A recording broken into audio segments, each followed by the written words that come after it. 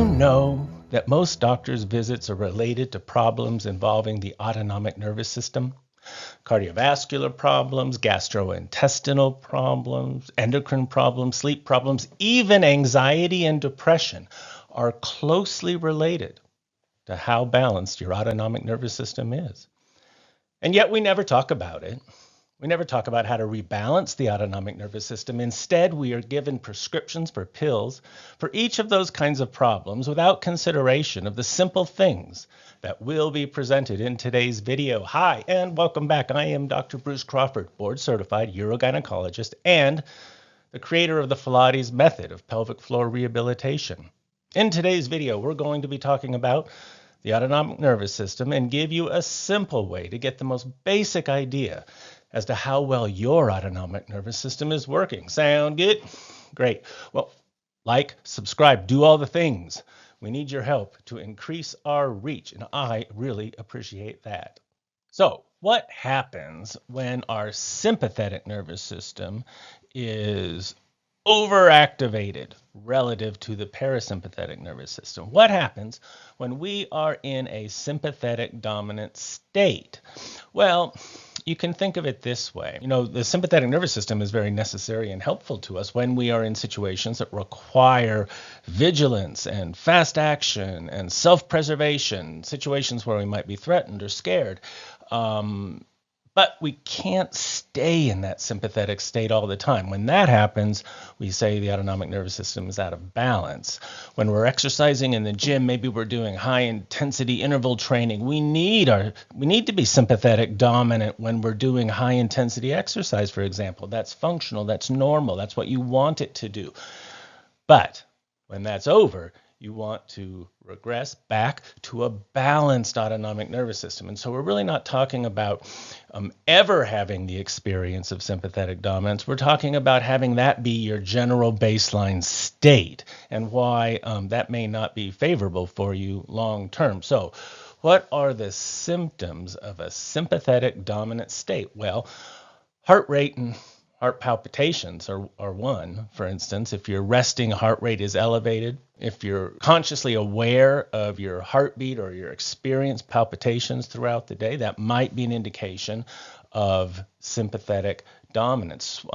Sweating is actually controlled by the sympathetic nervous system. And so sweaty palms or just being a sweaty person is also potentially a sign of sympathetic dominance. Digestive issues like bloating or constipation can be evidence of a sympathetic dominant state. The sympathetic nervous system would tend to slow the gut down. Obviously, the parasympathetic nervous system would do the opposite, but if you're sympathetic dominant, you might experience constipation or bloating. Feeling on edge, anxious, having difficulty relaxing can be another sign of a sympathetic dominant state. Of course, sleep problems, difficulty falling asleep, difficulty staying asleep. How many of us have that? In itself, it certainly isn't diagnostic, but maybe a component of an overall picture of sympathetic dominance. Cold hands or feet, because sympathetic nervous system tends to constrict small blood vessels close to the skin surface, and that might make us have cold hands, cold feet. And finally, chronic stress or anxiety. Some of that situational, right? Our jobs, our families, our situation financially, like all these things can create chronic stress. And, people love to say things like stress is a killer. It is. It actually is. But how do we more effectively convey that message to people? Chronic stress will shorten your life. It's true, and it's worth considering and assessing. Are you in a sympathetic dominant state? Right. So what if we are in a parasympathetic dominant state? You probably surmise by now, just from what you've heard, that it's about the opposite of a sympathetic dominant state. And you're mostly right about that. One thing I'll mention before we go through these symptoms is that as we age, there seems to be a difference in how the parasympathetic and sympathetic sides of the autonomic nervous system degenerate. Aging after a very young age, like after 30, is a degenerative process. And that includes our nervous system, unfortunately. And so as the autonomic nervous system ages, we actually lose nerve tissue year after year after year after year. But it doesn't seem to occur at the same rate, at least not functionally, for the sympathetic and parasympathetic nervous systems. As we get older, and I mean, 50s, 60s, 70s, 80s, 90s, it seems like the sympathetic nervous system degrades in effect more rapidly to a greater extent than the parasympathetic nervous system. And so people have a tendency to become more parasympathetic dominant as they just get older, as it's kind of an inevitability for most people. Isn't that interesting? Think about that. The next time you're hanging out with your elderly friend or parent or wherever you happen to be, do these people seem sympathetic dominant, or do they seem more parasympathetic dominant? If there are things we can do to adjust that or mitigate the net effect of parasympathetic dominance for older folks, that would be a really good thing to be talking about, to be educating people about. So let's go through these symptoms. Low blood pressure. So whereas the sympathetic dominance might be associated with a more rapid heart rate and indeed higher blood pressure, especially systolic blood pressure, which, as we learn more and more about the effects of blood pressure on our health and our cardiovascular health overall, it seems like maybe the systolic component of our blood pressure, right, the top number, is more important than we thought it was. 2/3 of the cardiac cycle is, represented by the diastolic pressure, the smaller number on the bottom. And so it seemed like, well, that's got to be the important number. But as we learn more, it seems like systolic hypertension isn't a banal or benign process and probably should be tended to. But if you're parasympathetic dominant, low blood pressure might be one indication, and a slower heart rate. If your resting heart rate is under 60, you might just be in really good shape. You might be an athlete, or you might be excessively parasympathetic. You might be parasympathetic dominant in a resting state. Now, we mentioned that cold hands and feet were a symptom of sympathetic dominance, but overall cold all the time, always under a blanket, might be an indication of parasympathetic dominance. Whereas constipation is a symptom of sympathetic dominance, chronic frequent bouts of diarrhea, might be an indication of parasympathetic dominance. And there is a condition sometimes referred to as irritable bowel syndrome or functional bowel disorder that kind of speaks to the influence of the autonomic nervous system on the colon. And many of those people either have constipation dominant IBS or diarrhea dominant IBS, and the meds that are FDA approved for that treatment, I seem to recall, are mostly related to the parasympathetic dominant or diarrhea side of this condition that is representative of autonomic imbalance. And some people fluctuate between constipation and diarrhea as they, for some period of time, are dominant in one direction and then overcorrect and become dominant in the other direction.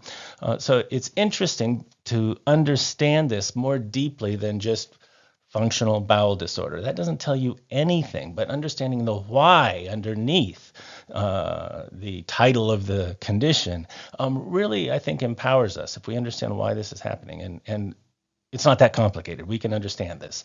Low energy all the time, apathy, maybe even the tendency to procrastinate or can be indicative of a parasympathetic dominant state.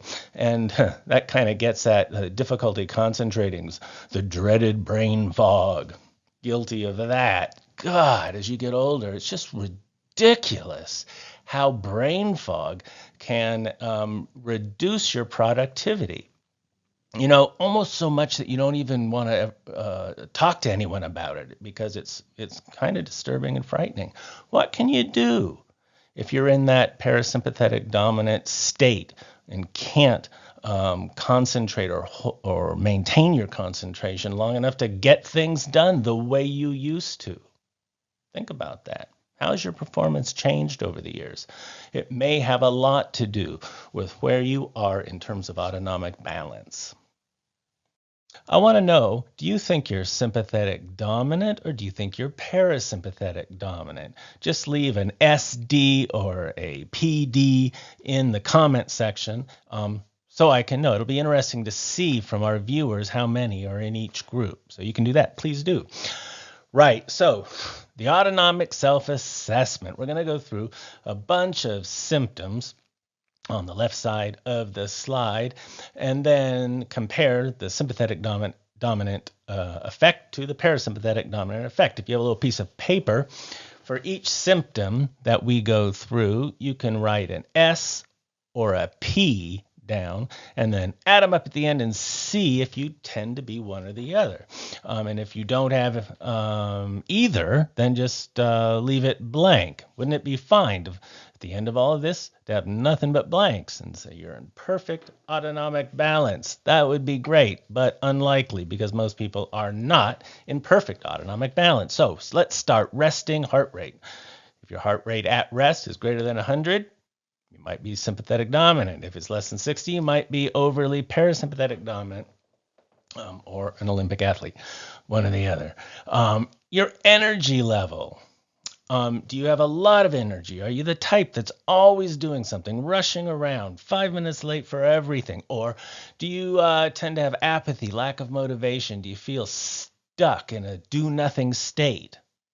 That would be more characteristic of the parasympathetic dominant state. Blood pressure, you probably know what your blood pressure has been, even if you don't check it at home regularly.